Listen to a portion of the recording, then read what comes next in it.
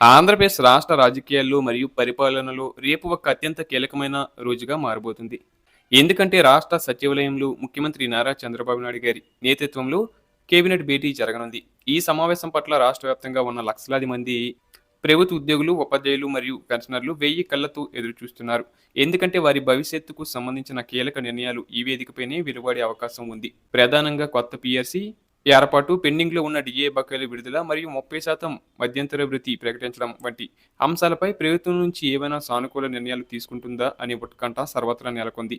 ఈ కేబినెట్ భేటీ వెలగపూడిలోని సచివాలయంలో మొదటి బ్లాక్ కాన్ఫరెన్స్ హాల్‌లో ప్రారంభం కానుంది. ఈ సమావేశానికి మంత్రులందరూ తమ శాఖల నివేదికలతో హాజరు కాబోతున్నారు.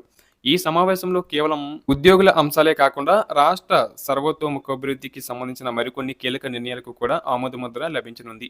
ముఖ్యంగా రాష్ట్రంలో కొత్తగా మంజూరు చేయాల్సిన సామాజిక పింఛన్ల ప్రక్రియ గురించి, అర్హులైన కొత్త లబ్ధిదారుల ఎంపికపై ఈ భేటీలో ఒక స్పష్టమైన రోడ్ మ్యాప్‌ను రూపొందించబోతున్నారు.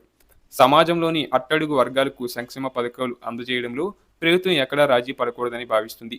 అలాగే రాష్ట్రానికి పెట్టుబడులను ఆకర్షించే క్రమంలో భాగంగా కొత్త పరిశ్రమల స్థాపనకు అవసరమైన భూ కేటాయింపులు ప్రతిపాదనలను కూడా ఈ కేబినెట్ ఆమోదం తెలపనుంది. అలాగే భూ కేటాయింపు ద్వారా పారిశ్రామికీకరణను వేగవంతం చేసి తద్వారా నిరుద్యోగ యువతకు ఉద్యోగ అవకాశాలు కల్పించడమే ప్రభుత్వ ప్రధాన లక్ష్యంగా కనిపిస్తుంది.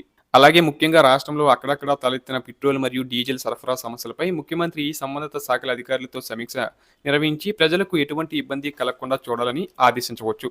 అయితే ఈ కేబినెట్ భేటీలో అన్నిటికంటే ప్రధానంగా చర్చకు రాబోయేది ఉద్యోగుల సమస్యలే.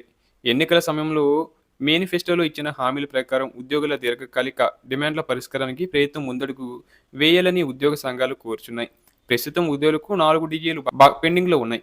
నిత్యావసర ధరలు పెరుగుతున్న తరుణంలో ఈ బకాయిలను వెంటనే విడుదల చేస్తే తమకు ఎంతో ఆసరాగా ఉంటుందని వారు భావిస్తున్నారు. వీటితో పాటు కొత్త పీఆర్సీ కమిటీ చైర్మన్‌ను వెంటనే నియమించాలని, కమిటీ నివేదిక రావడానికి సమయం పడుతుంది కాబట్టి ఆలోగా ఉద్యోగులు ఆర్థికంగా నష్టపోకుండా ఉండేందుకు 30% ఐఆర్ ప్రకటించాలని విజ్ఞప్తి చేస్తున్నారు. ఉద్యోగుల సంక్షేమం పట్ల ముఖ్యమంత్రికి ఉన్న సానుకూల దృక్పథం నేపథ్యంలో ఈ సమావేశం ముగిసిన తర్వాత ఉద్యోగుల ముఖాల్లో చిరునవ్వులు వికసించేలా ఏదైనా నిర్ణయం వెలువడుతుందేమోనని రాష్ట్రమంతా ఆసక్తిగా ఎదురుచూస్తుంది.